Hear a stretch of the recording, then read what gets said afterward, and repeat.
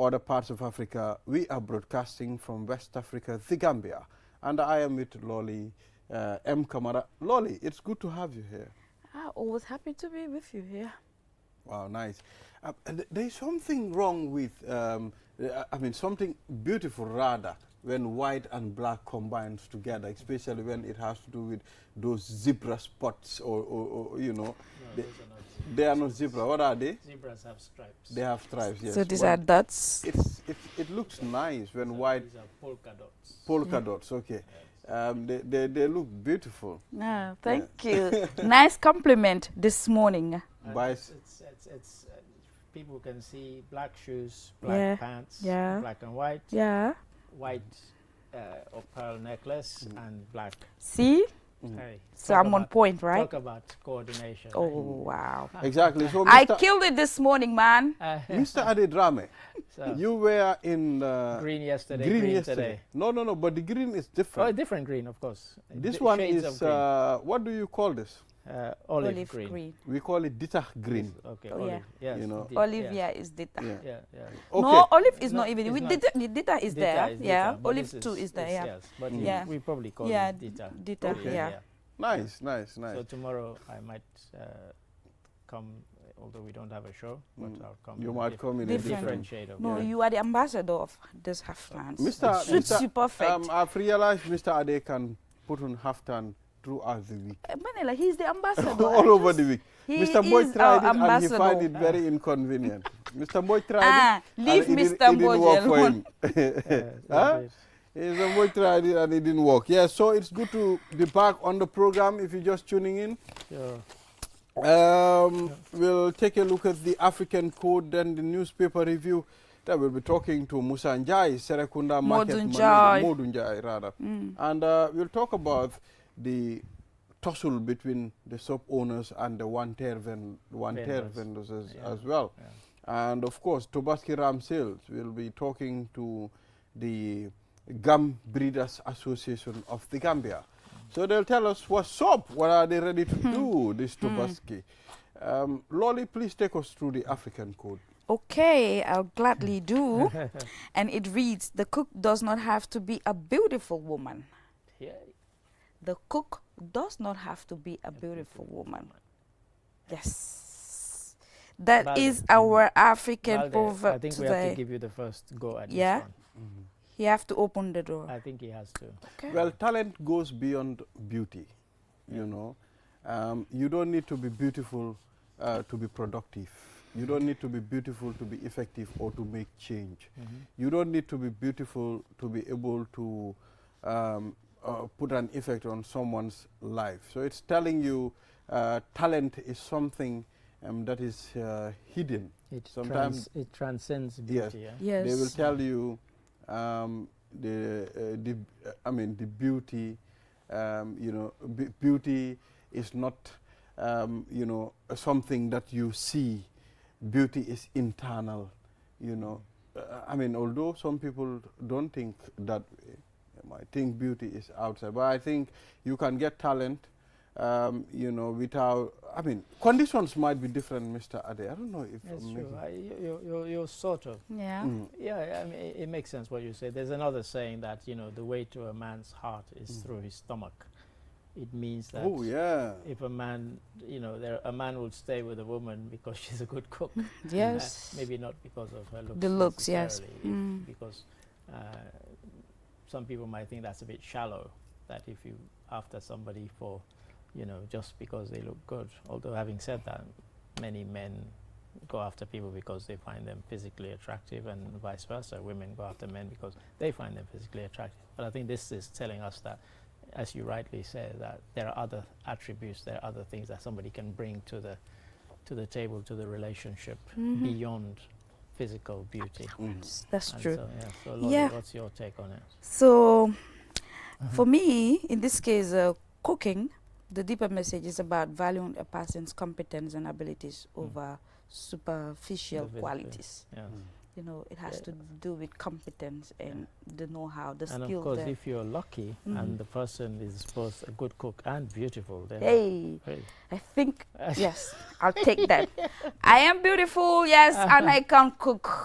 Then Yes, I'll say it. Then it's Hamo game, kosi Olof. then it's game over. Yes, it's game over. Yes. Yeah, I like this one. Yeah, I like this. Exactly. If proverb. you're lucky to have a wife who's beautiful and at the same time cook. Can cook. Can cook, yeah. Yeah, but if you're beautiful too, you can cook. That's another problem. That is another know, problem. Like he It's a said, bigger problem because I'm not going to eat beauty, you know. it will fill your stomach. Beauty- I guess this is what the proverb is it's one of the many interpretations of the proverb. You're not going to eat Yes. beauty. No, you're not But gonna. food can sustain you. You know, it's about sustenance. So I mean, for me, actually, beauty is not, I mean, the thing that matters to me much. I mean, I like people that are sensible, people that are mature, I mean, people that can put sense into my head, people that I can converse with, you know, something that will be an impact to my life. I mean, I don't consider beauty much for in relationships. It's not or priority. something, Yeah. Yeah, it's not something that can sustain a relationship. Absolutely. But if we are honest, we find somebody physically attractive before we ever get to know them. There has to be something that makes you want to meet that person, talk to Absolutely. them and so on. But it's not sustainable if all there is the physical beauty. That's true. But that initial thing, you know, many people don't want to admit this, but it's a fact. You know, you find somebody physically attractive, you don't know them. How do you get to know them? You know, and sometimes we make the mistake. We see somebody who isn't physically attractive, and then you think, and then you get to know that person over time, and you thought, gosh, you know, I wish I'd known this person sooner or better. Yeah. You know, it happens to me. I mean, my best friend. I mean, You're going to out him now. I'll Be keep- careful what you say I'll here. keep saying that here. I Be mean, careful what you say. Unless there are 10 people who call When I- themselves your best when- friends. when Be I- very when careful I- what when- you're about when to I say. met him at high school. I mean, Oh no. not actually like okay, he wasn't looking good or something, but before we became friends, I mean, something happened in the class during our grade 10 days. Yeah. I mean, I came first and I took my bench. Right. You understand? Yeah. So I was seated there and he didn't come. So the following day, I returned to the school and he took my place. And I hated him for that. I hated him so much for that. Rightly I so. took a very good position where I can face the board, Yes. and if I want to go home too, I can just go Right. straight, quickly. Can sneak out easily. I mean, he took my seat. And And, you know, I came in the class and I looked at him. I didn't say any word. I just left him like that. But he turned out to be my best friend. You see how things move? Because if you had said anything, you would have said, is your name on this It list? turned out to be my best friend. You see, You know, it can happen. because what happened is I realized this guy is reliable and I can trust him. This guy is a person who tells me the truth no matter what happened. And okay, he said, all right, it's not only knowing you, you know, in the school, but I'll go beyond. I'll go see your house. I'll go meet your parents. You know, we are family. Come to my house. Now we exchange weekend visits. You come spend the night. I go to SL, spend the night as well. So this is what it is. That's lovely. yeah. There are relationships that start Yeah. not on the best of terms and then grow into something different That is true. and good. Yeah, that's a nice. Exactly. Nice. So at this point, we'll take a short break. After the break, then we continue with the program and the newspaper review. We'll be back. QCell mooy suñu boss. QCell mooy suñu boss. QCell mooy suñu boss. Go, ebe dawa da full network suda tili QCell. Ni lafta diamla wati jamala mune diata QCell. Most reliable network dumala geta wati QCell. Wo quality man nyon soda jam pona manke QCell. Hani be wulo ni farole kono walante be bako na jala fayola network ko se taria QCell suñu boss. Ñofi njeka indi 3G ñu delu taxi 4G plus and now we bring you 5G. 5G. First and only 5G provider. Itella follow adi doron nesa keno. Gambia bela nyon tawo fele QCell. Ko fasunta buka busi QCell. Itella molti milka kukutol nati Gambia QCell meta lori la kilianol yele imanyina amanda wala itella ka quality dila dadi ma itelle silo wala wodol mume be kenoma. QCell Sunibus QCell Sunibus QCell Sunibus QCell Sunibus. Connect solo be bambandi QCell Sunibus. QCell most innovative QCell Sunibus.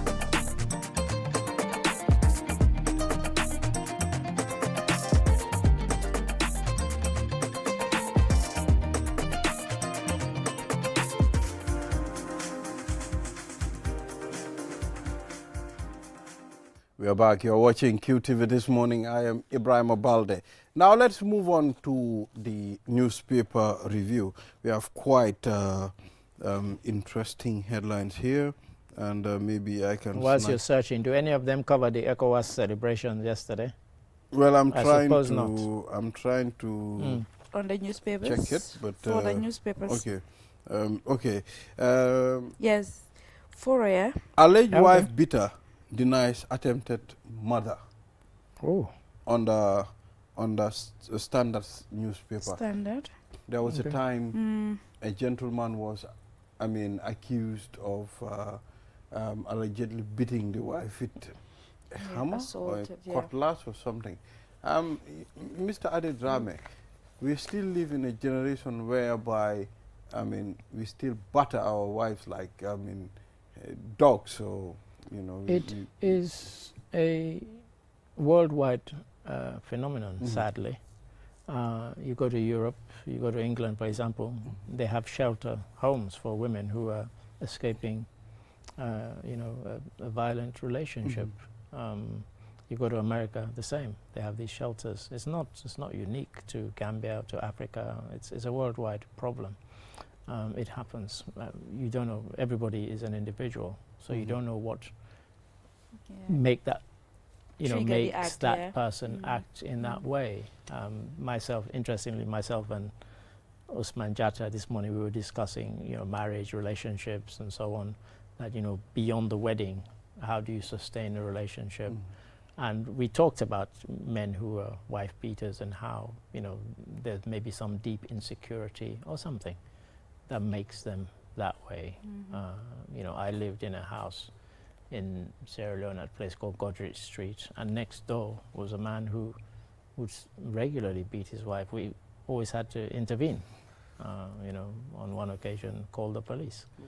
Well, the police in African countries, particularly in the 1960s, they weren't very, they're like, husband and wife, why did you call us? Still now, I think Yeah. it's still happening. Yeah. They'll say, oh, I think you guys have to go and just talk Talk at it family over. level. Yeah, because it quite. has to do with And family. that's what you tend to get.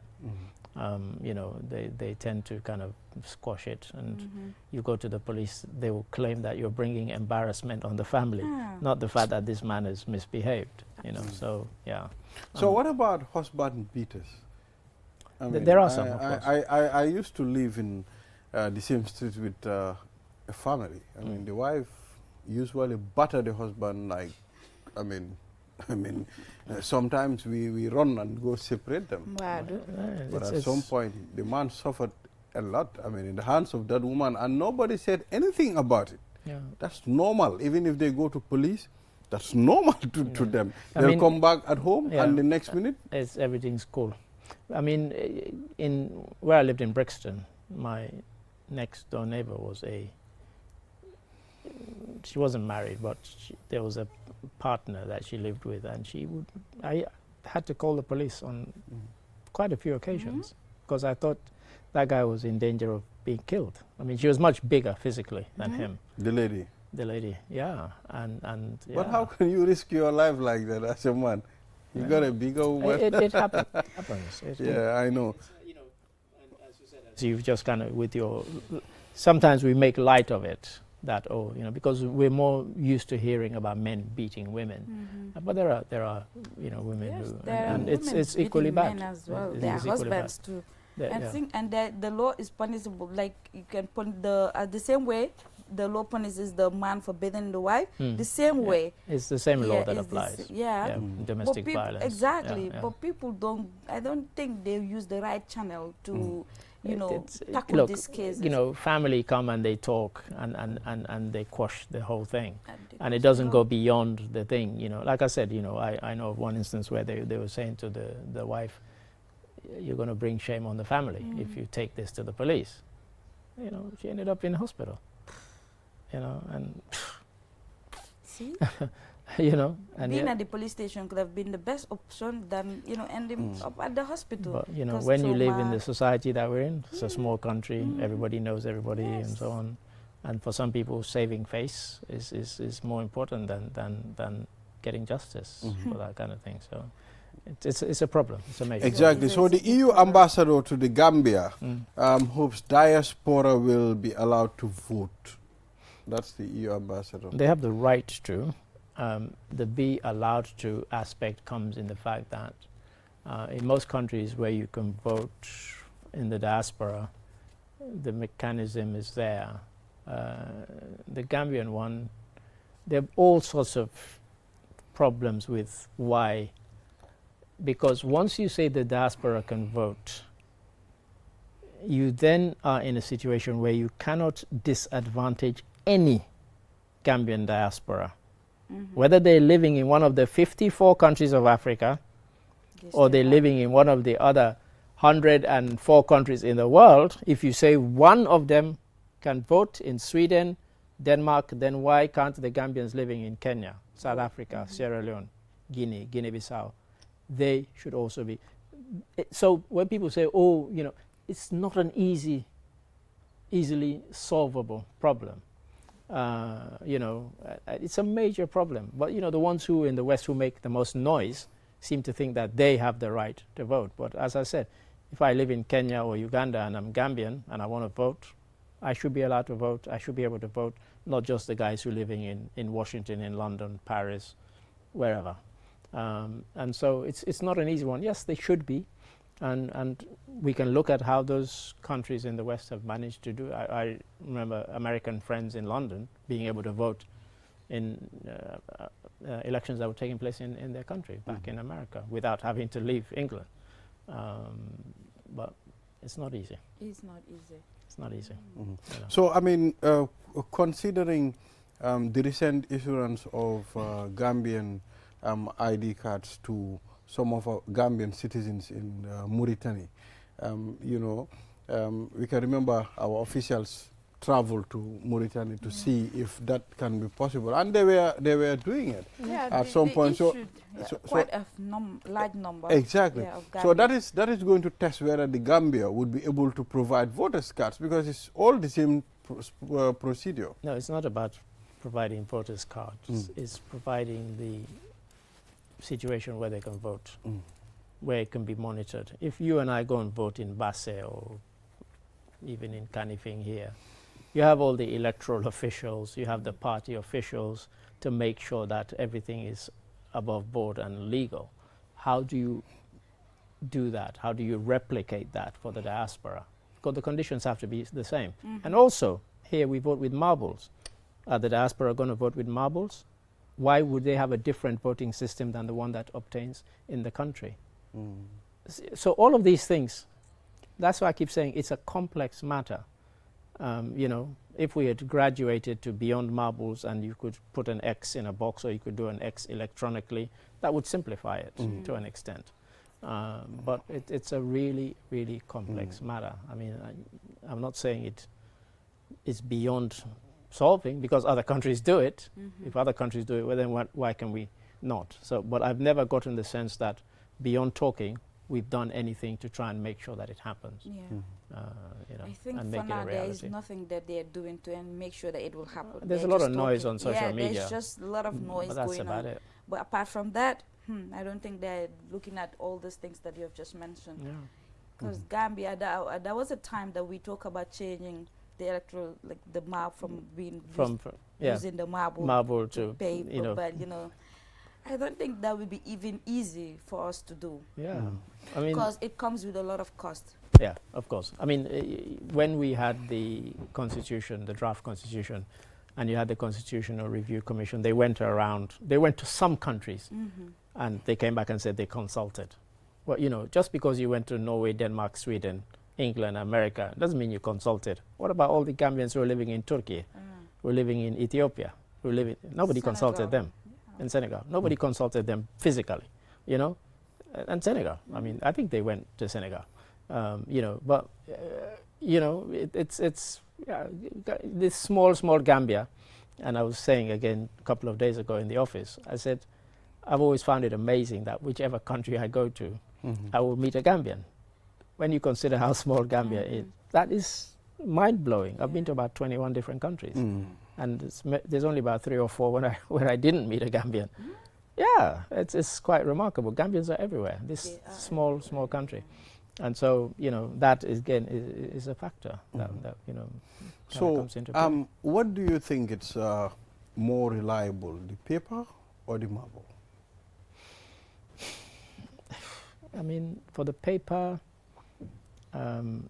it's been used all over the world for centuries, and it works. You know, some of them are graduating now to electronic. You know, instead of you put an X with your pen or pencil, you hit a button. But that is mainly in countries where there's a high literacy rate. We don't have a high literacy rate. So, you know, people be able to read and write. And so in many of those countries that have that problem, you have symbols.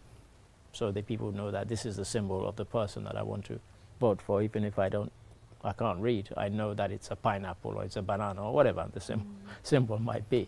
And so, you know, you have all of that. So the paper one, it's been around and it's tried and tested and it works. Why not? Why not paper? So the papers are counted like the marble, right? Yeah, yeah. You count the papers and you see, and so the ones that are void, either it's not in the box, or you've marked it where it says put only 1 X against the candidate you vote for, they'll put 2 X's. That straight away voids that vote. That vote because cannot be counted. You don't know who. Because you don't know which one, they don't have a preference. In some countries where you have proportional, you can vote, you can put 1, 2, and 3 against the ones, this is my first choice, this is my second choice, this is my third choice. They have that in some countries. In many countries, it's just you vote for one and you put an X against the one that you're voting for, you know, on paper. But yeah, it's okay. Yeah. Exactly. Let us wait and see where it's gonna. But we need to address it because the noise about it is getting louder and louder, and you can't keep pushing the thing. What I will say is that in many countries, the diaspora tend to vote or think very differently than those who live absolutely with you know the conditions. The diaspora, they understand how things work outside. You know, Gambia, the problem that we have, most of the people are not literate. You understand? When you look at the number of people that have gone to school and knows how governance should work and what are supposed to be our rights as individuals, we have a small margin. You understand? So it's different from the likes of Cape Verde. It's different. Even Guinea-Bissau, they have a larger literate population than the Gambia. I was surprised I was really shocked to know that. You know, when you talk about Guinea-Bissau, you know, you won't talk about Sierra Leone, you won't talk about Liberia, you know. But the people outside, they understand exactly, okay, this is what is going to be our right. If the president is not doing the right thing, I mean, we vote him out. And they all speak in one voice at the end of the time. It's a weird thing because, as I said, you know, diasporas tend to see things through either the country they live in, or they interpret things through the conditions of the people that maybe they're sending remittances to back home, and they tend to think very differently. And so you'll see things like in Uganda, Bobi Wine, the amount of coverage that he got from youths on social media. People, he's going to challenge Peter Obi in Nigeria. And yet they didn't come in close to winning because of all the noise on social media. And Kande Yumkela in Sierra Leone, you know, a couple of elections back, you know, people were interviewing him and saying this man is going to be the next president. He got 3%. Yeah. But if you listen to the noise on social media, you think he was going to win. You know, yeah. Exactly. So the diaspora very different. So the assembly summons witnesses for public hearing on Jammeh assets inquiry. Yes, this one is not going to go away anytime soon. You know, thanks to revelations and leaks, we're now forced to confront what exactly happened. And, you know, there should have been transparency. And, you know, we live in a country where we now have an Access to Information Act. It's no longer a bill, it's an act. Means the law is here. Yes. And there is certain information that should be made public at the request of anybody. And as I said on this program a week or so back, when you make that request, you don't even have to say why you're asking for it. If it's information that should be made available to the public, then anybody can ask for it. You don't have to be a journalist. You don't have to, because people think, oh, is it only for journalists? No, it's not. The law is there. It's quite clear. Anybody can make a request. And provided it is information that can and should be made public, they have no right to deny given that. And so we're moving more and more into that. A lot of it is being driven by, you know, civil society organizations and so on, admittedly. But I think the public will soon get the hang of it and realize that they too can make requests. The Gambia Environmental Alliance demands immediate freeze of mining license. We covered this. Lolly may remember our colleague Osman Jatta. Just days ago, Just you know, went and spoke to them, and we also spoke to Kemo Fati. It's a serious thing, and in our headline we call it an existential threat. This actually threatens the very existence of some of these communities. And you know, for me, it's one of the things I get really annoyed about, because it's not something we could just talk about, because once those communities are damaged or destroyed beyond repair, you can't bring them back. And really, that's why, you know, a lot of people support the fact that there should be this moratorium or a halt, at least, for a while. And we do proper assessments and find out there might be areas where we can mine and it's not going to be a problem to the local community. But where it is, stop it. It's not worth destroying those communities, no matter how many millions we get for whatever is being mined. Absolutely. Lolly, what's your take on that? Just like you said, they should just stop it, because at the end it's just going to cause more harm than good. Already there has been, you know, damage is caused. So further doing it is just going to get it, you know, worse. So right now they should just make a stop to it. That's and true. see a solution to it. I agree, and I think sometimes the environmental damage is beyond the physical thing. Because, for example, if you destroy a habitat of particular animals or particular species, you remove where they used to inhabit. What do? You know, when it's gone, it's gone. Nothing you can do. I think this issue has been flagged like a long time ago when the Gambia Ports Authority were doing the dredging at the sea dredging. The company that won the bid, actually, you know, they were dredging at the sea, sand dredging. That's right, yes. So they have flagged this, that there are areas that, you know, should be stopped. And that was like months ago, almost a year now. You know, I think people don't just hit, you know, certain things. I don't think we see the danger. We don't see the danger. I think what we need to do is we need to go to countries where this has been a danger and it has happened, and see the consequences. I think if we see those, that will be the wake-up call we need. But until that happens... But there should, I don't think mining can be stopped. It cannot be stopped. No, that's what I said, we can do is responsible mining. We need to do it responsibly. Easier said than done. We don't need to abuse it. We don't need to destroy it at the end of the time, because most of these species too, they depend on these environments to survive. So you see, even if you look at our flora and fauna now, we are losing most of it now. You can see, because of certain actions, because of human activity. Human activities. Exactly. And some of that activity is mining, sadly. Absolutely. Yes. Mining and deforestation. We are losing our bats. I was in a meeting where bat watchers, you know, mentioned that Gambia, we are losing most of our bats to other countries because they're flying away. Because the habitat in which they can survive and exist is no longer there. Yeah, it's no longer there. Even if you sit at home, you see squirrels. Right. Yeah, I heard somebody say that. Yeah, the last time I saw a squirrel was almost 15, 18 years back. I mean, you know, before you see them, they come to the houses, you know, and all those things. But now you don't see them anymore. Thank you, Mr. Adedrame. Pleasure. For reviewing the papers with us. And for pretending to Mr. Mboj. We're back to that again. Where is Mr. Mboj? He's caught in traffic. Yeah, he's caught in traffic, yes. He's caught in traffic. Again, with his Mr. Mboj and Mr. Carr. With his two-wheel drive. Mr. Mboj and Mr. Carr. All right, okay. Well, thank you for joining us, Mr. Ade. Always a pleasure. It was really insightful. Thank you. Exactly. So we'll take a short break. After the break, the program continues. We'll be back. It's Tobaski time. Whether you are sending from the Gambia to UK, USA, Europe, or the other way round, Red Coat Express has you covered. We are the Gambia's trusted air freight and shipment experts. Fast, reliable, and affordable. If you're sending from the Gambia to UK, $2,125 for the first kilo, just $400 for each extra kilo. UK to the Gambia, £6 per kilo, drop-off included, £7 per kilo, collection 10 kilograms. From pickup and packaging to customer delivery, we handle it all. Stress-free, whether you choose our air freight for speed or shipment for bigger loads, Red Coat Express has you covered.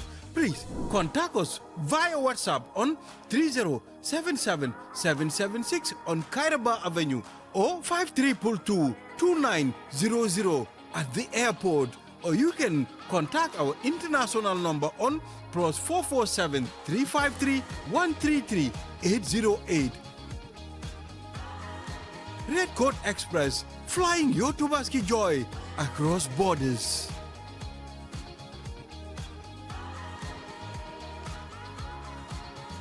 Q-Money arti webi na fitora gol no yawi te non kadi no moƴƴi Q-Money a wawa wadde piiji ɗin fow kala ko wonɗa wattu kala a wawa hendade mbuɗi maɗin e o Q-Money app kesong a wawa nattinde mbuɗi ma ɗum yaltina soda credit soda Q power soda ko falaɗa te non kadi wawa hen yoɓude himɓe e ko heewi ina wawi kadi nuldude Q-Money yoɓa bilji maɗin te non kadi hendoɗa mbuɗi ko yaasi nulda himɓe kadi mbuɗi fi nafitoragol ɗum no weeɓi yahu ka Play Store ma ɗum ka App Store fi wawa fuɗɗade fi heɓugol hen ko laaɓi noddu Q-Money customer care e 133 Q-Money suñu kalpe minen udditi lawol ngol si woɓɓe jokki Q-Money e muruntananne koteke anilañi mobile app sone yariŋo a lannayata ndun e se kuwol be keno ibe dawoda wati o wati e se munafanno ila kodola anin Q-Money la ñim mobile app kuto e se kodo dundino ye kodo fintinde e se credit ko sanno ye Q-Power sang ye feŋol sang ndun fanan e se mol jono anin ku jamalu e se Q-Money kino ye la bilol jo ndun fanan bantala banko se kodo kiyeno e se kodo fanan kino do kotenye pour que munafanñina a download sign Play Store anin App Store ni laftaka serengo soto je Q-Money customer care commandi 133 Q-Money suñu kalpe ntolle nga silo walang dole mol noma.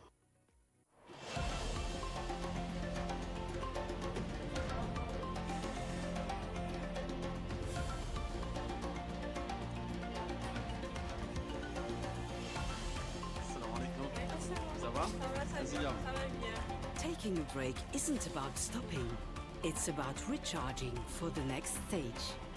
Welcome to our oasis.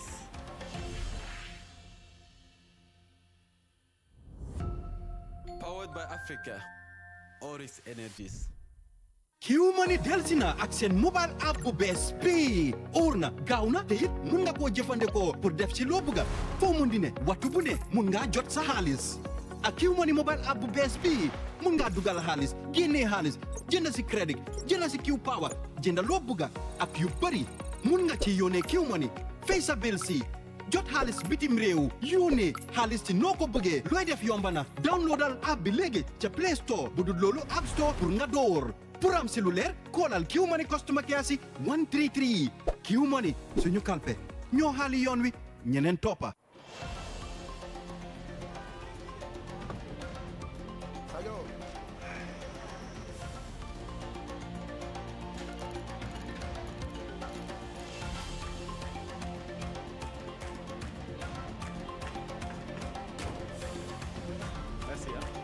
perfect service, top teamwork for top performance.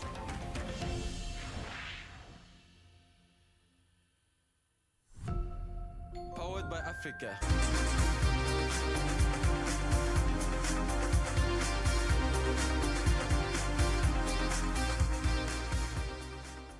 We are back. You're watching QTV this morning. I am Ibrahim Abalde. Now let's move to the third segment of this program.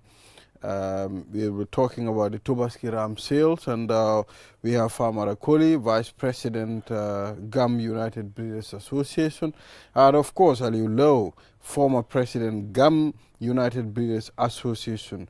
ñu ngi leen a dalal si programme bi Famara ak Aliou foog naa ne last year ñëwoon ngeen fii waxtaanoon nañ Aliou yaa fi ñëwoon o Famara waaw ak woon naa fi waaw Famara no moom fële laa ko fekkoon waaw Famara am na beneen programme bu mu def ak si feya bi fekk naa ko foofu tam soo ñu ngi leen a dalal si programme bi mu ngi mel ni Tobaski bi digmal si na ba pare ku nekk mu ngi pare pour jënda loolu di xar pour Tobaski bi dañ bëggoon rek ngeen wax ñu lan mooy seen preparation time bi waaw Mr Balde gannaaw bu ñu sante yàlla julli si yonent bi mu ñu may ñu fekkee last year fekkee waa this year kon foofu ñu sant ko si loolu sant yàlla di la nuyu suma sister nuyu caméraman bi suma vice président di Famara waaye nag duñ fàtte suñ président Moustapha John mi nga xam ne tey moo lead suñ association bi di GAM United Breeders Association comme as usual rek nuñ ko daan defee rek loolu la tey ñun ay breeders leen te suñ ne breeders yi ñëpp xam ne tey ñoo war a produce xari Tobaski yi ñoo war a génnee xar yi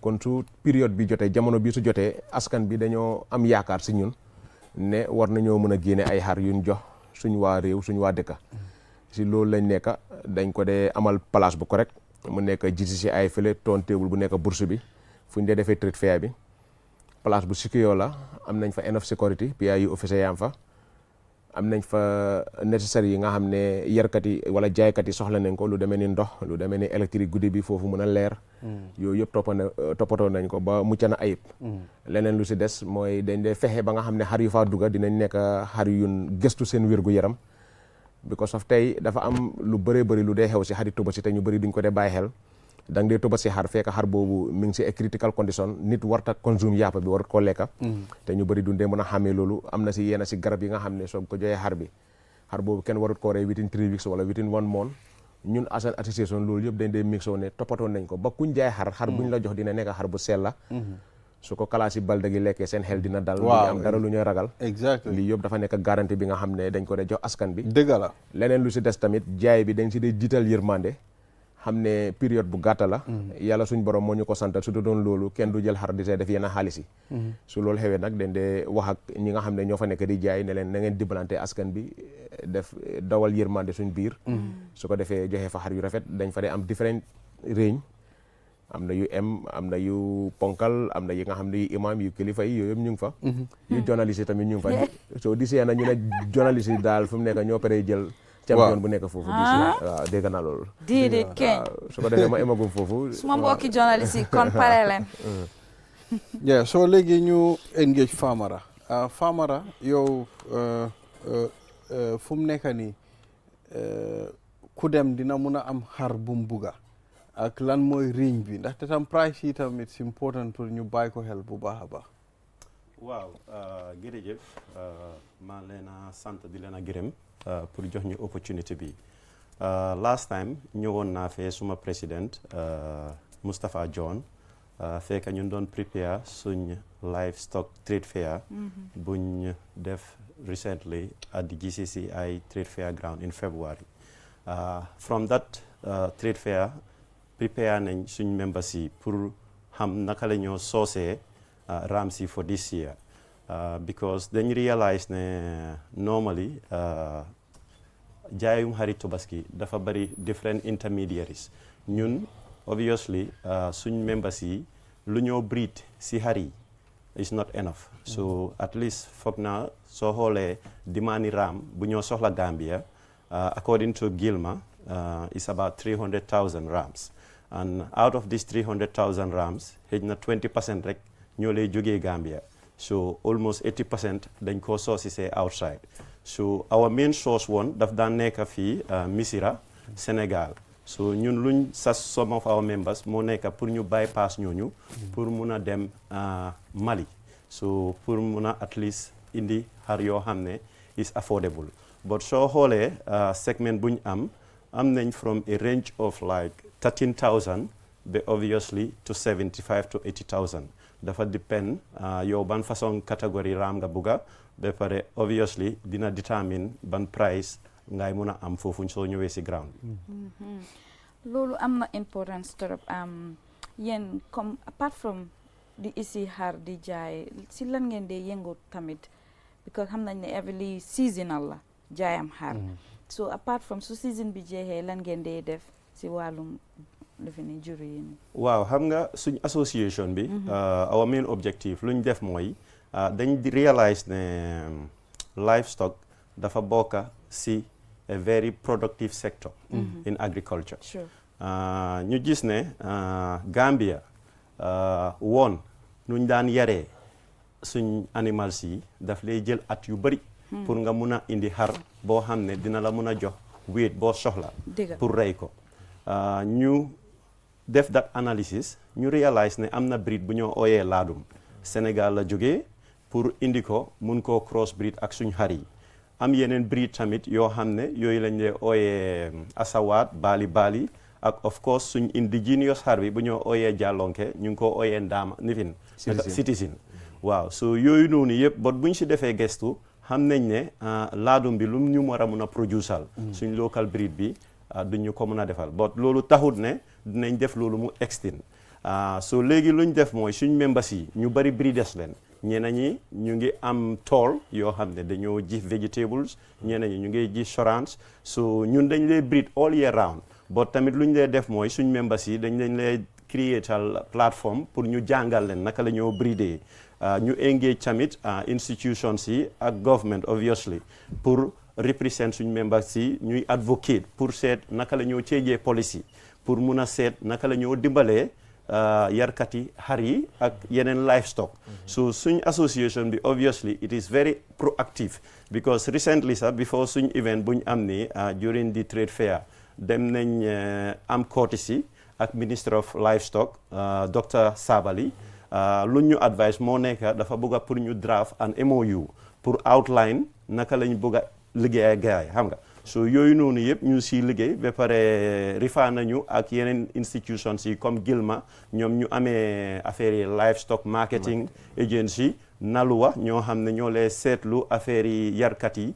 ñooñu amoon na ñoo gaay engagement last week at the Department of Livestock Abuko ñu engage all stakeholders moo nekk leaders yi ñoo xam ne foofu lañ lay jaayee xar yi comme daral yi Banjul Banjul fii Abuko Brikama Brusubi pour mun a identify locations yoo xam ne foofu lañ war a identify pour jaay xar this year so loolu tamit bokk na si pour mun a yombal ñun luñ mënut a supply fii Gambia pour mun a enable ñuy dem jëli xar yi pour suñ ñëwee ñu am ease of movement from the borders that is custom cross ferry bi so loolu noonu yëpp suñ association si dañ lay engage stakeholders yi that is very important léegi xama post bi question bi ni every year da ngeen dee involve si jaayam xar yu ni so what are some of the things that comme jàngal ngeen ko te di ngeen dee gis ne di ngeen si dee improve on pour mu gën leen a support si time boo xam ne da ngeen ko dee def ko xam nga soo dee def mbir dang dee mun a am jàngat what were some of the challenges ak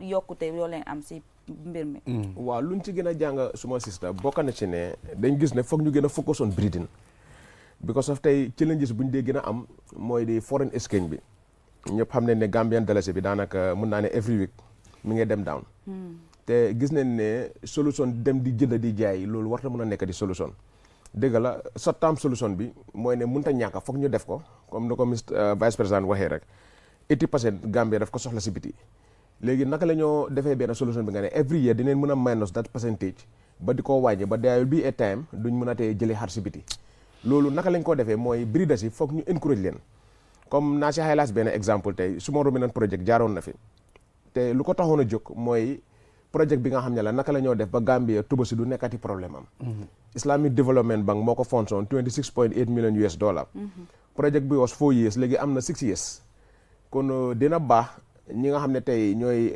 suma ruminant director bi ak département bi yëpp ñu taxaw seetlu xoolaat seen boppa projet bi dem na 6 years ban lan leen ci mën a jàng li nga xam ne jural na ko dëkk bi lan leen ci gis li nga xam ne lu taxoon ñu asi projet bi ndax am na lum solve wala amul lum solve da achieve nañ ko because of ñun si suñ wàllu boppa ñun gis nañ ne amul dara luñ si achieve waaye nekkul ne dañ leen a xas wala ŋàññi leen waaye daf dee baax mbir mu nekk nga jox ko waayam bu ko jox sa waay dëgg because of man am na koo xam ne 2 years ago ñëw na ne ma dañ ma jox si suma ruminant project bi dama la laaj lan la xar day lekka xam nga koy dem jox ba muy laaj ci lu xar di lekka leer na ne la kooku du borom déedéet ñun fekk nga set up nañ am nañ suñu association organisation boppa dajale leen brité dajale leen yarkat yi foog naa ne dina doon gën a yomb ba nga ñëw rek mit ñu su ko defee ñu teg la bi ko ñun ñu ngee try pour nekk ñi nga xam ne nañ successful si animal breeding bi kon kooku tey su yenn projet ñëwee soo leen ko joxee ndi kon tey ñun mun neen laa wan ne la lii ak lii de happen na Mr. Kolide every year daf leen mën a génnee moo doon 100 rams Mr. X na asili Mr. X na asili waaye tey kenn mënul laa wax si that amount of money you are talking of nearly $2 billion at the end of the day lan la mën a njëriñ dëkk bi kon yooyu dafa jara bàyyi xel bu baax a baax man sa loolu daf ma day jaaxal trop because da ngaa gis ne am nañ a lot of projects yoo xam ne dañ dee ñëw léegi nga dégga ok kii mu ngee def lii kii mu ngee def lii ñu ngee pompe xaalis si lii waaye ba léegi ñun we are talking about getting it outside 80% suñ xari into the country man loolu daf ma jaaxal trop with all the investment buñ dee def man loolu it's a big question waaw lu ko assi rek mooy lu ma la wax rek duñ ko day jox ñi nga xam ne tey ñoom lañ ko war a jox because ñun tey di nga fekk si ñun ñi nga xam ne try neen yóbbu seen famille up to an investment of more than 5 million ñii ñu ngi si level yi 500,000 so ñu try def that effort ba ak si foofu ñooñu óor na leen ne yenn projet yi su ñëwee si ñoom rek ñoom they can do something understand nga so moo tax ma ne lii yëpp lu jar a taxaw seetlu la te xam nga tey 6 years nekkul 6 days waroon naa mun a tey lu ñu wane teg ko si table ne definitely de this year Gambia before daf laan jël 80% outside waaye this year de at least 40% li jël fa di past 6 years yi gannaaw bu projet bi ñëwee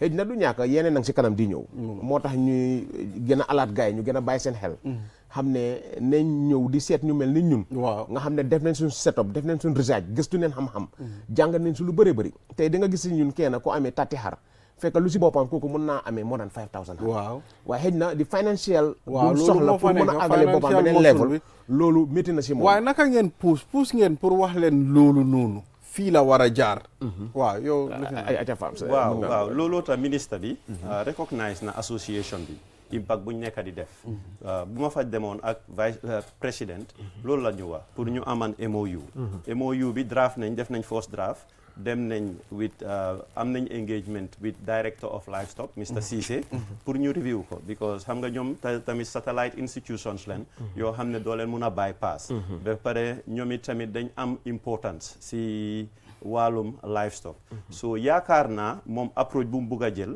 because si loolu highlight nañ situation sii nii because soo xoolee Sénégal dañ am banque agricole loolu objectif am moo nekk naka la yarkat yi ak képp koo xam ne yaa ngi si warum béy naka ngay mun a ñëwee foofu nga am fa an account ba pare ñu xam because soo waree dem fii suñ commercial banks yi amuñ any type of lifin kind of segment boo xam ne is designed pour agriculture so obviously foog naa loolu noonu yëpp as an organisation ñu ngi jéem a try pour advocate loolu last time invite on nañ ñu Sénégal in November January am na benn event bu fa lay happen ñu ngi ko ooyee Saladam Saladam any kind of livestock moo lay converge foofu ñu ngi ko defee CICES Minister of Livestock ñëw na fa am nañ different projects yoo xam ne dañ leen subsidize yooyu noonu so yooyu noonu yëpp à good samples yoo xam ne Gambia mun nañ si jàngee and as a result of that foog naa suñ jëlee di that approach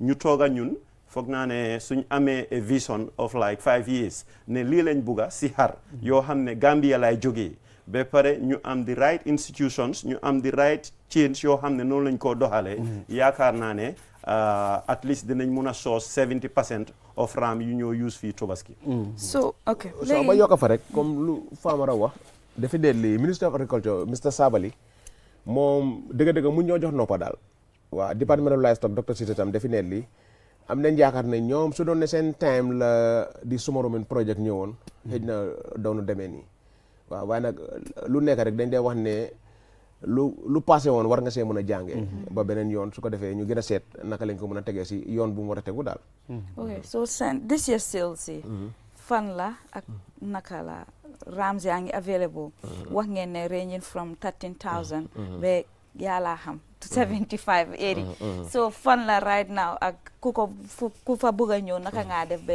egga foofu noonu. waaw bourse bi ñu ngi bourse bi turntable suñ ne GCCI Trade Fair ground bi foog naa ñëpp xam nañ fa mooy fence bu gudda bu weex boobu rek jàkkaarloo police station bi fa leen nekka soo fa ñëwee kenn du la sonal di nga paak sa moto easily su dee kuy paas nga ñëw di nga paas dox sécurité baam fa seen xel na dal kenn du leen sàcca xar yu rafet yaam fa comme nu ma ko waxee woon last year rek noonu la fa demee benn sista ñëw na ne ma last year danga ma ne su ma la jaayee xar dinaa am jëkkër mi ne ma am naa jëkkër kon nag maa ngi waxaat gaay ne rek slogan bu amoon last year moo amati déedéet kañ ku amul jëkkër nga bëgg a jëkkër ñëwal ñu jaay la xar ñu jaay la xar de di nga am jëkkër ku amul jabar ñëwal ñu jaay la xar di nga am jabar I know xar yu suuram fa xar yu rafetam fa masha Allah xar yi nga xam ne because of léegi-léegi su ma benn xarit mi ne ma léegi-léegi nga jënd yenn xar soo ko reyee sa jabar laaj la ana xar boo reyoon xar bi du fee soo menes waaw ñun nag suñu xar yi du soo menes xari paan lañ amee su ko defee ku fa ñëw daal di nga am xar bu rafet di nga am xar yu baax te tamit dinañ la dimbale léegi tam ñi nga xam ne dañ dee am fu ñëw denc seen xar yi nga xam ne dañ dee bëgg a toog ba last minute bi last day bi soog a jënda nga xam ne daf lay xada risque duy uur ñu leen naa wax ne ñëw leen seen xel na dal ñun suñ leen jaayee xar dinañ leen jàppal xar yi dunda bu war si xar yëpp dinañ ko jox dinañ ko toppatoo di nga jënd sa xar bàyyi ko fa dinañ la defal màkk xàmmeekaay bi nga xam ne di nga xam ne lii sa xar la suñ ne ëllëg la julli bi rek anytime boo firee nga ñëw jël sa xar su ko defee ñu ngi wax gaay ne ñu ngi bourse bi turntable xëy na Mr Colley am na lu mu si bëgg a yokk waaw lu ma si bëgg a yokk rek moo nekk ñun dañ am strategic partnership ak GCCI ñoom it ñu ngi béy seen waar si wàllum livestock because dañ dee engage lépp lu ñoo am si affaire yi livestock dañ ñu engage so gis nañ ne fulal nañ that sector ba pare tamit ñu ngi ànd ak QCell jàppale nañ ñu ak of course beneen banque boo xam ne xëy na xaw ma na di ngeen bëgg a ñu mention tur bi amul benn problème Ecobank tamit Ecobank waaw ñoom tamit jàppale nañ ñu si trade fair bi so baax na ñuy recognize yooyu because gis naa ne microfinance yi ak ni fi ni banques yi ñu bàyyi xel trop because gis nañ ne agriculture bi ak livestock dafa nekk secteur boo xam ne jar naa bàyyi xel pour ñu dugal si seen loxo dëgg la ñun dañ feel ne gis nga livestock moo is part of the most important things gis nga dunda luy dunda réew mi loolu dañ ko war a bàyyi xel agriculture ak rearing of animals loolu dañ ko war a bàyyi xel dëkk bu dem rek xamal ne loolu moo ko yóbbu tey da ngaa gis soo tukkee nga dem gis yenn dëkk seen animal si nuñ mel béykat yi ñu ngi leen jàppale ba pare ñuy rear animals ñu ngi leen jàppale I think loolu dafa war a translate tam luy happen si biir réew mi waaw dafa am benn slogan bi nga xam ne ñun yarkat yi pharmacie dañ ko am ñu ne dëkk mënut a dem sans ñetta yi dëkk mënut a dem sans béy mooy ne dëkk dafa soxla agriculture dëkk mënut a dem sans jur gi dañ soxla livestock dëkk mënut a dem sans géej gi nappa bi kon yii da nga xool ne lu doomu adama lekk rek si la jógee dëgg la munoo lekk te jógewu si it's not possible waaw bi ko ñetta yi loo lekk ida ay luñ béy la wala animal yàppa la wala lu jógee si géej bi la kon da nga xool ne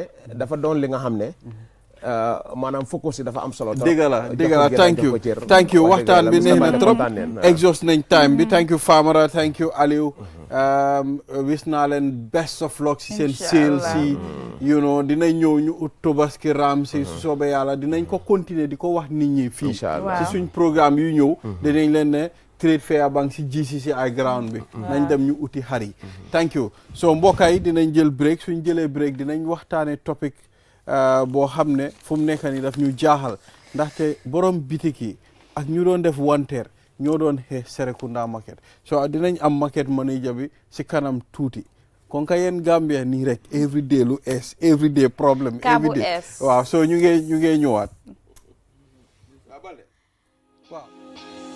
It's Tobaski time.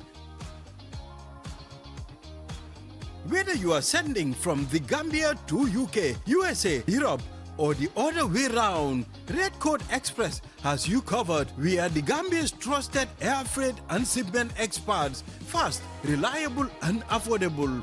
If you're sending from the Gambia to UK, $2,125 for the first kilo, just $400 for each extra kilo. UK to the Gambia, £6 per kilo, drop-off included, £7 per kilo. Collection 10 kilograms. From pickup and packaging to customer delivery, we handle it all. Stress-free. Whether you choose our air freight for speed or shipment for bigger loads, Red Coat Express has you covered please contact us via WhatsApp on 3077776 on Kairaba Avenue or 5322-2900 at the airport. Or you can contact our international number on +447 353 133 808. Red Coat Express, flying your Tobaski joy across borders.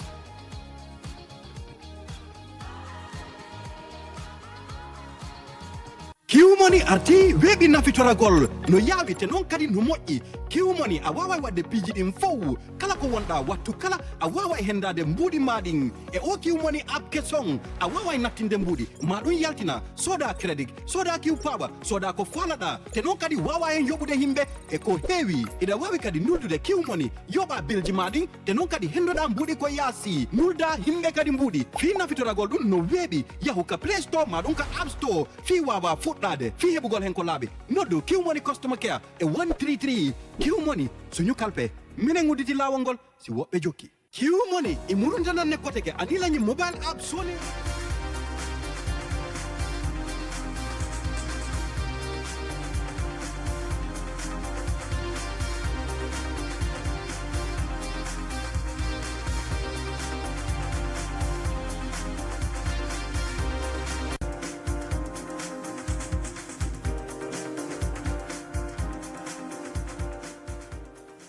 Thank you very much. We are back. You're watching QTV this morning. I am Ibrahim Abalde. Wherever you're watching, thank you very much for always following this program. And we are broadcasting from our studios on Kairaba Avenue, The Gambia. And we are the new era in broadcasting. And of course, now we move to the last segment of this program. We have Modu Njai, Serekunda Market Manager. If you can remember, few days back, there was a video circulating on social media on the tussle between the vendors and sub-owners at the Serekunda market. Serekunda market, in case you're tuning, it's the biggest market in the Gambia. It's known to be the center where people go and buy different things ranging from household, daily needs and food shopping, and a whole lot of stuff. So there was a tussle between sub-owners and the wanted vendors. Pour leeral loolu am nañ Modou Njie mi nga xam ne moom moo amee wàllu marché bi. Mr Njie ñu ngi laa dalal si programme bi naka nga def? Fine, alhamdulillah, sant yàlla ba mu bari. First of all, sa tailor bi is always on point. Waaw sa tailor bi daf la dee def justice de xaw ma ku la dee ñëwal waaye digga mun na ñëw. Jërëjëf am kontaan naa ci trop te Gambian la definitely lim jàng mën na ko bu baax. So comme ni nga ko waxee rek di leen gërëm bu baax di rafetlu oote bi ak good morning show bi suma sister looli ak yow si sa boppa position bi nag is not marché Serekunda rek. Is the entire market within the municipality. Wow, gis nga. So it's responsibility dafa yaatu. Okay, so léegi gis nañ vidéo boo xam ne ñu ngi dal fale di xeex fale di push and pull ñu ne lii moom de nekkut lu rafet. waroon na ñoo mën a toog ñu waxtaan ñun rek lan mooy problème bi. waaw problème bi mooy comme mbiri wanteer bi la because ñun ñëpp xam nañ ne su julli di waaj a jege si wanteer daf dee am waaye gis nañ since 2018 façon li mel lu xew Monday bi passé xewoon na in 2018 bi council bi ñëwee es ñuli because time boobu at bu nekk dañ dee am wanteer waaye in 2018 dañ wax ne bëgguñu wanteer so waaye ñu gis ne ok bëgguñ wanteer waaye still now wanteer daf dee am so difference bi mooy da nga dee wax official or unofficial soo ne official mooy fi nga xam ne da nga apply permit as a council ñu jox la permit because yoon bi KMC moomu ko police yi ñoo ko moom so suñ la joxee permit foofu lañ dee tëjee yoon bi waaye ñu gis ne wanteer bi mu ngi continuer te su amee tam council liñ fa daan feyeku duñ ko dee feyeku because amuñ permit amuñ digal pour def loolu so at the end of the day su wanteer bi passé tam resources bi council day génnee pour make sure setal nañ place bi because mbalit bi si la dee gën a yokku security need to be provided ñooñu dañ leen war a fay overtime balekat itam dañ leen war a fay overtime buubkat itam dañ leen war a fay overtime so this year ñu d'accord ne comme que korité bi apply woon permit te wanteer am na ba yoon bi tëju so council decide ne this time dañoo apply wanteer so ñu apply permit ñu jox ñu permit so waxtu bi jot pour ñu implement ko so si la marché bi xaaj ñaar am nañu ànda ne dañ def wanteer am nañu àndut si wanteer bi committee nag am na diggante management bi ak vendors yi muy vendors market committee bi ñoom tam am biñ génnee ba def announcement bi foofu la jafe-jafe bi ñëwee diggante ñi bugga wanteer bi am ak ñi bugut wanteer bi am si xëccoo boobu noonu moo doon xew ba jamante yi di xew ba borom ndomba tànka yi dañ am pour dugal si seen loxo pour gis ne jaama am na so by and large problème bi mu ngi faxee ko si mbiri wanteer dafa war a am wala wanteer du am foog nga ne Mr Njie dafa fair pour wanteerkat yi toog si bunti bitik yi because ñële ñu ne ñun dañ dee fay luwaas dañoo fay taxe dañoo fay yëpp at the end of time ñi ñëw toog rek jël suñ client yi waaw xam nga su mostly suñu waxee ne dañ ñëw toog si kanami bitik yi benn mun ngaa d'accord benn mun ngaa ñàkk a d'accord parce que fii ñoo laal pour wanteer bi foofu kaw yoon bi la benn la dégg la jege na bitik bi waaye nekkut bunti bitik yi jàmbur exactly because am na space bu nekka diggante yow sa bunti bitik ak fi wanteer bi di amee boobu benn la ñaareel bi wanteer bi mostly nim daan amee ñi waa marché ñoo daan def wanteer bi nekkut ne ñi ñoo dee jógee ci biti soo nekkut ci marché bi nag doo dee xam da ngaa dégg ñu ne la ñi dañoo jógee fu nekka ñoo def wanteer waaye jógee wuñ ci marché bi jamono bi da ngaa gis borom bitik bu appoint ñaari nit wala ñetti nit pour ñu jël bagage am yi dem display ko ci kaw tali bi pour jaay soo dégg am na ñoo xam ne d'accord pour wanteer am waaye am na ñoo xam ne d'accord nañ pour wanteer am so loolu ci biir marché bi la xew waaye pour ne dañoo jël jaaykat def ko ci sa kanami bitik loolu daanaka mun naa njaaka am because of the distance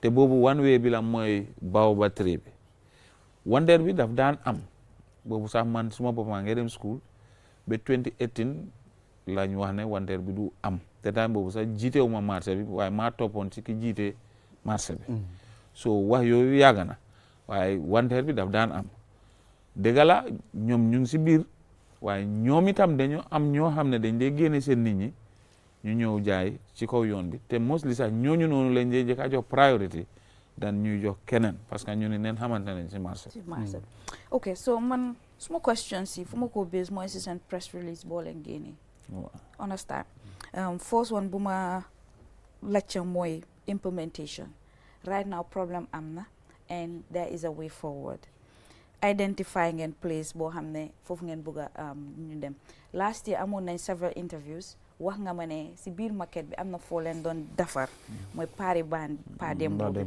so right now pari baan dembo bi mooy solution bu taxaw pour vendors yi dem foofu leen waaye space boobu fit na pour accommodate 200 vendors number one number two mooy naka ngeen ñëwee into communication regarding these changes pour gis ne vendors yi ak store owners yi naka ngeen consulté ne ba egga si foofu noonu waaw xam nga comme waa marché ñoom seen joytu si wanteer bi mooy bugguñ ñi ñi jaay ci biti ñoom liñ bugga mooy na ñi ñi jaay ci biir ok comme ni nga ko waxee last year amoon nañ that interview bi ma la yóbbu foofu noonu biñ demee foofu tam ñun yëpp d'accordoon nañ foofu lañ ko defee waaye nit ñi finally nanguwuñ faa dugga so mënuloo forcer nit ñi nag yow you can only identify the place waaye at the end of the day wanteer bi si mbedda bi la am council li mu fa waroon a am amut ko because dañ ko lef open nit ñi toog so waaye nit ñi dugguñ si biir des fois there was a year ñu attempt pour move ko to buffer zone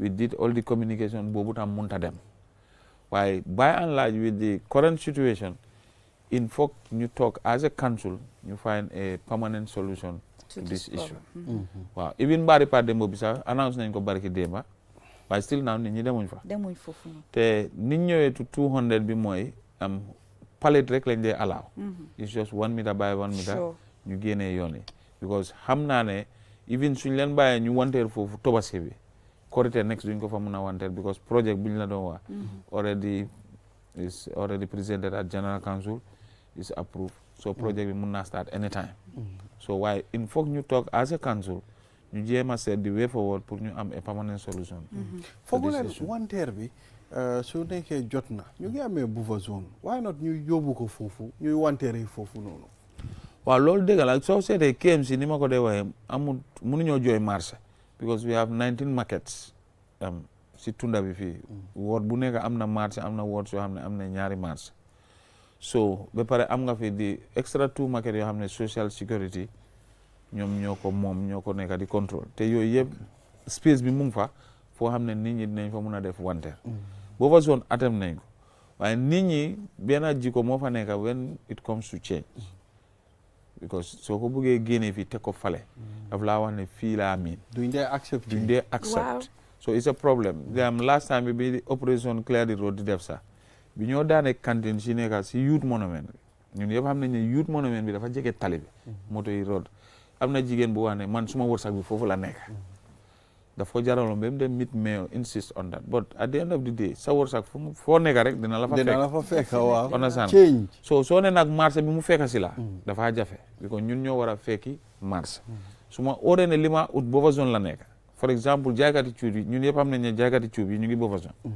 ñun yëpp ku jóg soo bëggee cuub booba zone nga dee dem foofu ngay dem so the same thing applies to other comme Lamin rek comme gis nga buñ move Mandinari garage bi si junction ni NTC bi ñëpp a doon ne dafa naxari dafa waaye léegi ñëpp a dee dem fële pour jël moto ñibbi as time goes on nit yi dinañ ko miin xam nga foog ñu am a long term plan boo xam ne di ngeen ko mun a teg pour ngeen soo seetee léegi Joshua Market biñ ko bilee dañ fa bil car park pour ñu avoid moto taxi yi dee taxaw si kaw tali bi si jaaka bi pour ñu nekk ci garage bi waaye still now garage bi mu ngi empty ñu ngi park si tali bi and there is a big garage set bi mu ngi fa everything te boobu daf doon dimbale marché bi pour mu dunda because su garage bi nekkee foofu yow nga jëw jënda taxi foofu nga ko jëlee dem waaye still now no Serekunda moom problème bi it has been a problem because man yàlla def na ne always maa ngi Serekunda market to do interviews and stuff defoon naa fi story boo xam ne mooy street vendors yi ñu dee jaay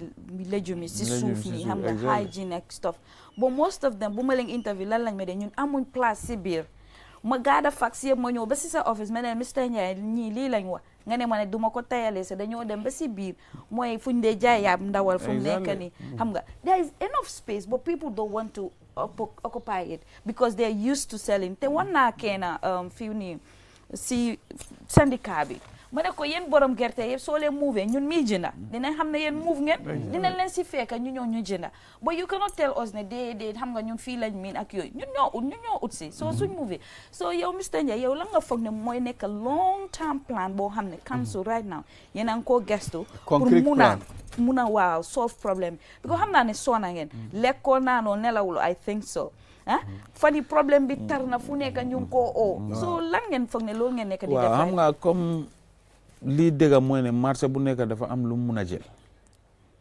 soo taxawee comme ni ma ko dee waxee marché Serekunda soo taxawee si biir da ngaa foog ne dafa rëyut am na 7 kër yoo xam ne ñu ngi si biir yoo xam ne seen borom kër yi dañ ko wëlbati def ko marché si biir marché bi so ñooñu noonu private individual si ñoo ko moom so marché bi su feesee fees na yeneen marché yi ñu ngi fa mun ngaa da ngaa gis ku jógee Abuko sax di ñëw jaay si Serekunda te Abuko mu ngi amee marché Joshua the same thing soo demee mu ngi empty you have more than 300 tables Latrikunda Yiringaña marché Ngelaw Bundu Njoolakunda so yi yëpp marché la waaye soo ne man Serekunda rek laay jaaree foofu rek laa mun a amee loolu dafa doy waar comme ni ko loolu waxee biñ ko waxee loolu yóbbu naa ko si seet bi dañ ko sampat mun naa jël 200 jigéen te time boobu noonu ñoom si seen boppa ñoo ko demandoon pour ñu bàyyi Latkumbala Road so ñu sampa ko ba pare ñu yóbbu leen fa di following day ñoom yëpp ñu dem occupy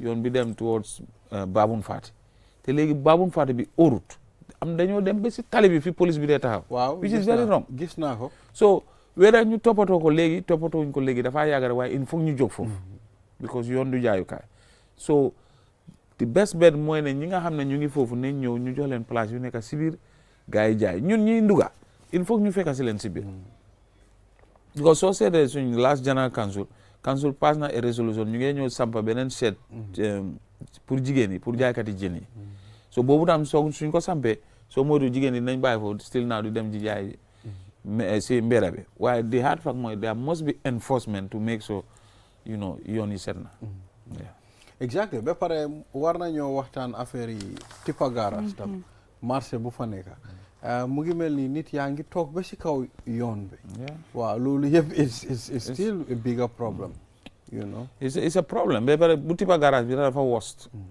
it's just compared to Serekunda because Serekunda dañ fata yoon waaye bu tippa garage bi da ngaa ñëw ba si kaw tali bi yow moto bi yow yaay moytu sax jaaykat yi and there is space inside so definitely il faut ñu seet so tey yéen a ngi war a am meeting ak vendors committee ba market management to discuss concern in depth collaboratively explore solutions that benefit all stakeholders so seen meeting bi yaakaar nga ne there will be a solution there will be well there will be a solution su nekkee ne ñëpp pare nañoo dégga because dégga bi moom benn rek la mun a nekk so thank God you know mayor si boppam dafa nekk ci meeting bi moom si boppam dina fa nekk CEO everything so both parties yi dinañ fa nekk kenn ku nekk di nga joxe sa idea den ñu joxante xalaat ni mu gën a rafete because man dama ko dee wax marché dafa bari dégga in the sense ne kenn ku nekk sa opinion wala sa interest yow moom nga gis ne mooy sa dégga waaye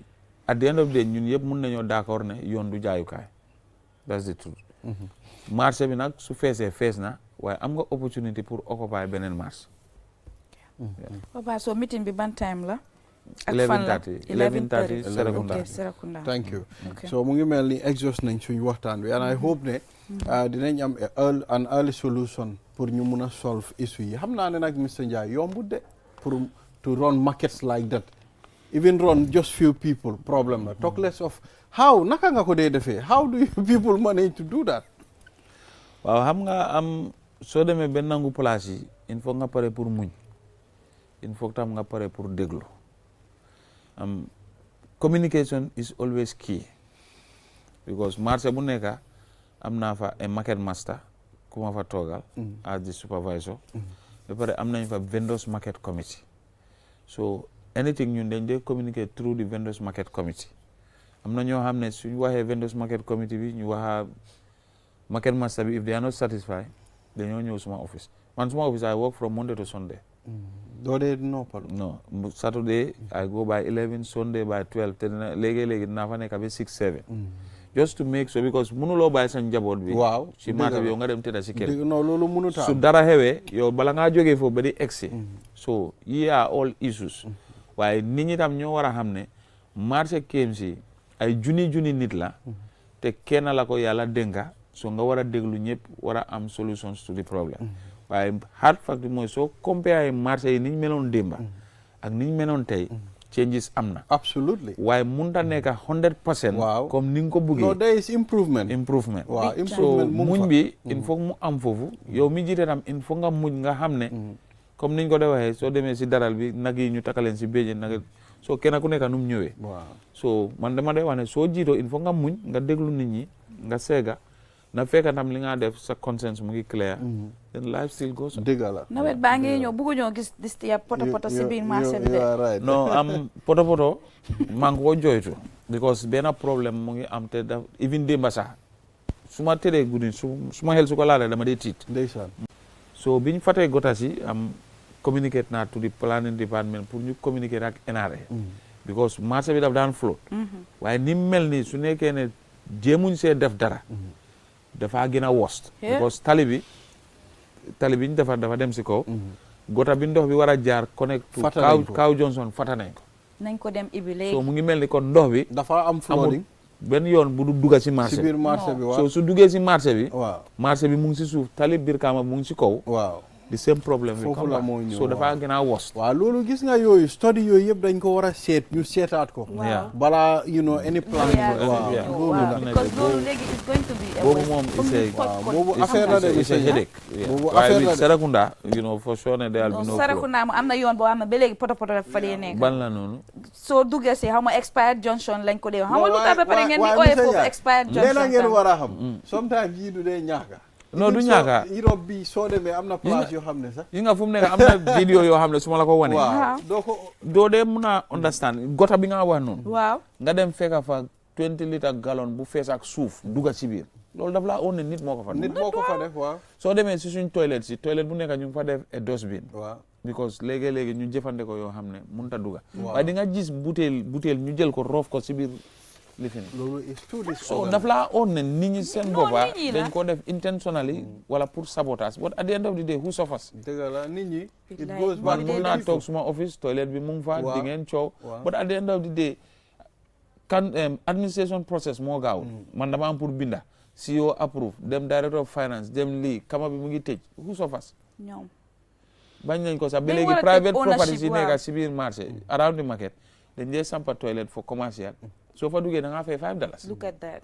so léegi yow dalasi bi nga war a fay pour KMC pour jënd omo ak yooyu léegi su loolu amee période bi ñu ko war a defar da nga am pour fay $5 somewhere outside pour nga toppatoo sa bopp. mun a use xoolal loolu rek. nañ xam nga jël it's about ownership. attitude. waaw, Exactly. attitude non dina gis nga change. ñun People- fii waaw. lu ñu soonal si dëkk bi du dara de even suñ political system bi ak yëpp attitude rek attitude rek moo ñu soonal loolu suñ ko ceeñee rek dañoo dem positivity dañoo dem loolu thank you thank you very much exhaust nañ time bi Mr Njie I wish you all the best of luck muñ la rek liggéey yombut waaye loolu la you ne responsibility comes with great challenges Exactly. you know so thank you jërëjëf dégg nga jërëjëf yes Thank you. thank you very much viewers this is all we have for this week enjoy the rest of QTV programs and we wish you all the best of luck bye